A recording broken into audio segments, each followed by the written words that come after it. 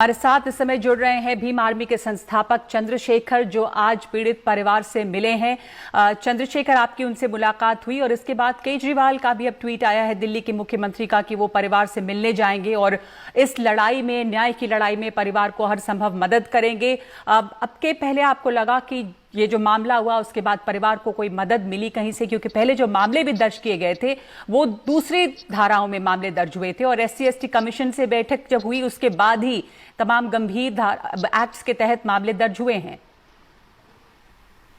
देखिए, मैं आज परिवार से मिलने गया था और पूरा ये है कि कानून व्यवस्था पे बड़े बड़े दावे करने वाली सरकार, और ये दिल्ली है, यहाँ देश के प्रधानमंत्री, गृह मंत्री, दिल्ली की खुद की सरकार, सारे केंद्रीय मंत्री, विदेशों की सारी एजेंसियां, सारी दुनिया का मीडिया यहाँ रहता है।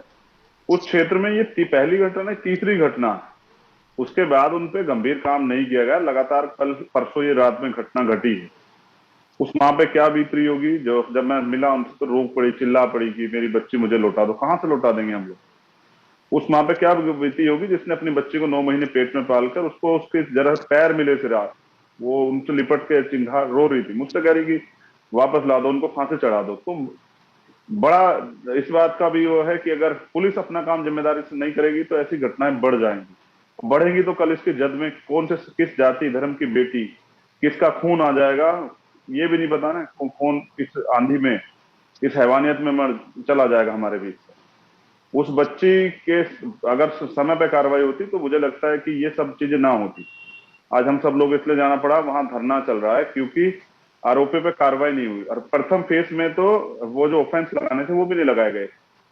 थाने में महिलाओं को, उस पीड़ित बच्ची की मां को बिठा के रखा गया, उसके पिताजी को, उनके साथ मारपीट भी की गई। ऐसा खुद उन्होंने मुझे बताया जाके मिलने पे। मैंने ज्वाइंट CP जी से भी बात की। मैंने कहा बताइए कि आप पीड़ितों पे पीड़ितों की पिटाई होगी, आरोपियों को मिठाई खिलाओगे थाने में बिठा के? लेकिन अभी तक कोई सूद उनकी नहीं ली गई। ये दिल्ली है, इसके बाहर आम गांव देहात है जहां तक मीडिया भी नहीं पहुंचती, हम लोग भी देर से पहुंचते हैं। वहां कितनी बड़ी बड़ी घटनाएं जन्म ले जाती हैं और आज तो समाज वहां बैठा हुआ है, तो वो तड़फ रहा है, परेशान है कि कोई आए उनकी सुने। मैंने भी वहां से मांग की थी कि अरविंद केजरीवाल जी कहाँ है, मुख्यमंत्री हैं वो प्रदेश के, इन समाज के वोट पे बने हैं तो क्यों नहीं आ रहे इनके बीच में आके इनकी मदद करेंगे? न्याय की लड़ाई कैसे लड़ेंगे? इन पे क्या संसाधन है? तो आपको लगता जहां है पुलिस आज जो आप है एक वहां तरफ। पर गए हैं और जब जी पीड़ित परिवार से मिले जी हैं उसके बाद इस मामले ने एक तरह से जोर पकड़ा है और कम से कम इतना गंभीर और इतना शर्मनाक मामला है कि इसको राजनीति से जोड़ना भी सही नहीं लगता। लेकिन अब अरविंद केजरीवाल ने भी ट्वीट किया है कि वो कल जाएंगे और आप ये बता रहे हैं कि पीड़ित परिवार का कहना है कि उनके साथ बदसलूकी की पुलिस ने। ये दिखाता है कि रवैया जो है पीड़ित परिवार के साथ वो क्या रहा। और अब जाके आरोपी कुछ गिरफ्तार, 4 आरोपी गिरफ्तार किए गए हैं, तो उनके साथ बदसलूकी, मारपीट, ये भी आरोप है। जी बिल्कुल आरोप है। उन्होंने ये बात स्वीकार की कि हमें बिठा के रखा गया और हम पे दबाव बना गया, और वो हमसे ये भी दबाव बनाया गया कि वो बयान जो दे उसमें कहें कि बच्ची की जो डेथ है वो करंट से हुई है। वो तो बच्ची नहीं मिल पाती। देखिए, मुझे बात कहनी पड़ेगी देश के सामने NDTV के माध्यम से कि हाथरस की घटना के बाद, निर्भया के मामले के बाद इन घटनाओं पे संज्ञान तो लिया जाता है, लेकिन अब आप देखिए ना आरोपी कितने सतर्क हो गए हैं कि वो आरोप करने के बाद पीड़िता का सर ही जला देते हैं। ये सोचते हैं कि अब तो जब एविडेंस नहीं बचेगा, जब बच्ची नहीं बचेगी तो इसको जला दो। दिल्ली में ये हो रहा है। 9 साल की बच्ची, क्या गलती है उस बच्ची की और उस माँ की क्या गलती है? क्या वो गलती है कि उस माँ ने उसे जन्म दे दिया? ये दिल्ली की कानून व्यवस्था, पुलिस व्यवस्था कहाँ है? अगर इस तरह से 3-3 घटनाएं और इस क्षेत्र में, और एक तो पहले उसी शमशान घाट में जिसमें ये हुई, तो मुझे लगता है कि राजनीति से परे भी हमें सोचना चाहिए कि देश में महिलाएं जो आधी आबादी, अगर वो सुरक्षित नहीं है दिल्ली जैसी सिटी में भी, तो कहाँ सुरक्षित रहेंगी? और फिर कहाँ कहाँ छिपाए हम उन्हें, कहाँ घर के अंदर छिपा दे, तालों बंद कर दे 7 सालों में कि उनके साथ ये ना हो। तो ये तो एक सोच है। इसको जब मैं पहले से कहता आ रहा हूं, ऐसे अपराधों पे ठोस कार्रवाई करनी पड़ेगी और हमें इंतजार नहीं करना पड़ेगा कोई और जाए। कितनी दूर है प्रधानमंत्री आवास वहां से, मुख्यमंत्री आवास? कोई जाता तो उनकी पीड़ा सहने के लिए। अब हम लोग इसलिए गए कि कोई बोल नहीं रहा था, अब हम चले गए तो सब लोग बोलेंगे। मुख्यमंत्री जी से कोई भी सुदागी होगी कि नहीं, दलितों की तरफ भी देखना है, उस बच्चे के परिवार की तरफ भी देखना है। बुरा है कि कल बारिश में भी लोग पूरे दिन बैठे रहे, कोई नहीं गया। आज मेरे जाने के बाद मुख्यमंत्री जी को एहसास हुआ कि नहीं, उनका प्रदेश है, वो मुख्यमंत्री हैं, उनको जाके जाना चाहिए, उनको अपनी बात रखनी चाहिए, न्याय दिलाना चाहिए। बेटी किसी जाति धर्म की हो, मैं मानता हूं न्याय मिलना चाहिए और सख्त कार्रवाई हो। मैंने तो ज्वाइंट सीपी साहब ने कहा, बताइए ना कि जी। मैंने क्या एविडेंस कलेक्ट किया पुलिस ने। तो पुलिस की जिम्मेदारी है ना, किसी जाति धर्म की बेटी हो, पुलिस तो इसलिए है ना कि वो सुरक्षा करे, और जब कोई अपराध हो गया तो उसमें एविडेंस कलेक्ट करे कि जिससे कि आरोपियों को सख्त जो है कार्रवाई हो, न्याय मिल सके। लेकिन ऐसा तो पुलिस ने कुछ नहीं किया। क्या उन अधिकारियों के खिलाफ कार्रवाई हुई जिन्होंने पीड़ित जो है माँ को, पीड़िता की माँ को पीटा, उसके पिताजी को पीटा, जिन्होंने लाठीचार्ज किया, एविडेंस जिन्होंने टेम्परिंग कराने का प्रयास किया, उन पर कार्रवाई हुई? कुछ भी नहीं है, जीरो, शून्य नजर अब आता है। तक जिस तरह की 376 की आज कार्रवाई बढ़ी हुई है। है, जी आप चंद्रशेखर मीडिया जी, के अब लोगों तक के जिस तरह दिखाने के की, बाद जी जी 376 बढ़ी, SC/ST एक्ट बढ़ी। जब मैंने पूछा कि क्यों नहीं बढ़ा रहे हो, जब ये तो है ना, सुप्रीम कोर्ट की गाइडलाइन थी निर्भया के बाद कि अगर पीड़ित परिवार इस बात की बात कह रहा है, स्वीकार कर रहा है, तो आपको करना चाहिए। लेकिन आप तो दिल्ली में नहीं कर रहे हैं, गांव देहात में क्या होगा? बहुत तकलीफ है।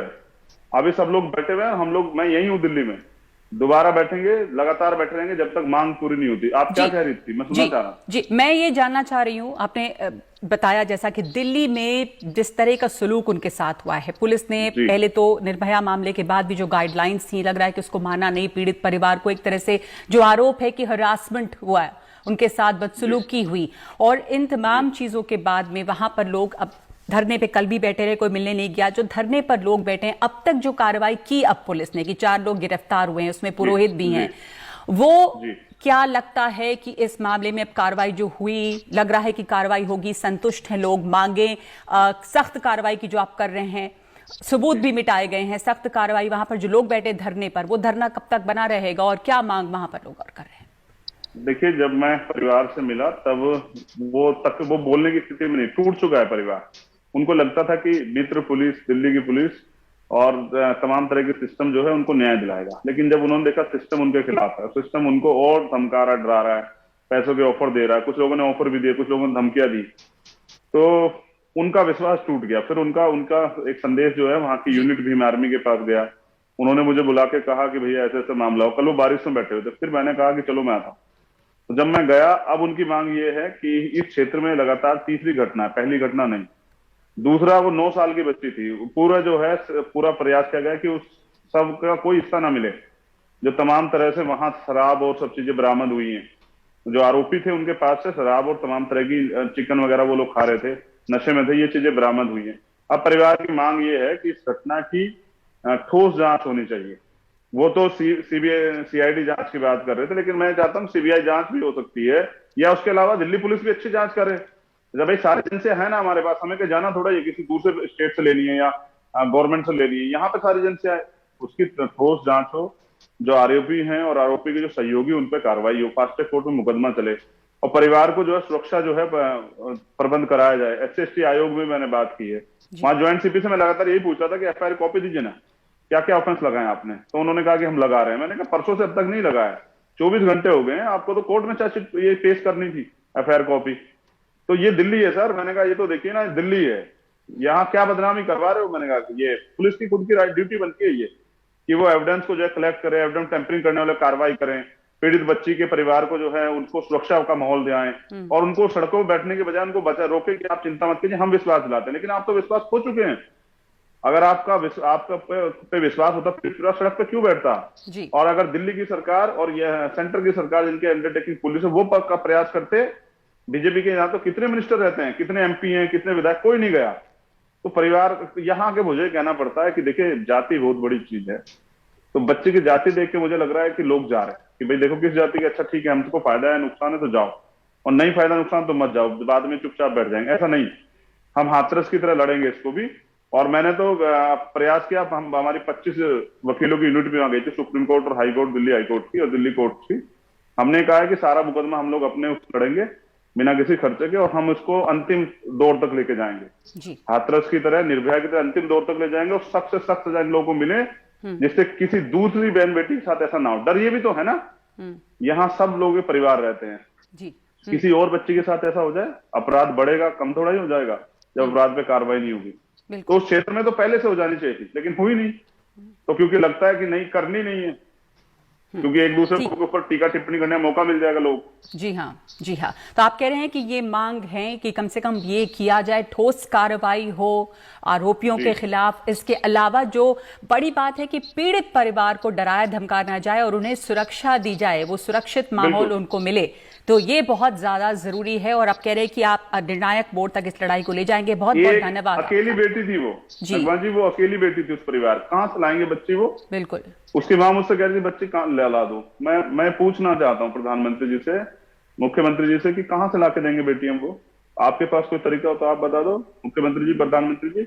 उन्होंने तो खो दी ना अपनी, वो कहाँ से लाएंगे? वो बच्ची भविष्य बनती, उस परिवार को संभालती, कहाँ जाएंगे माँ बाप? बेहद अफसोसनाक और शर्मनाक है ये घटना। 9 साल की बच्ची जिसके साथ हैवानियत और उसके बाद हत्या, और माँ और फिर सबको जला देते हैं।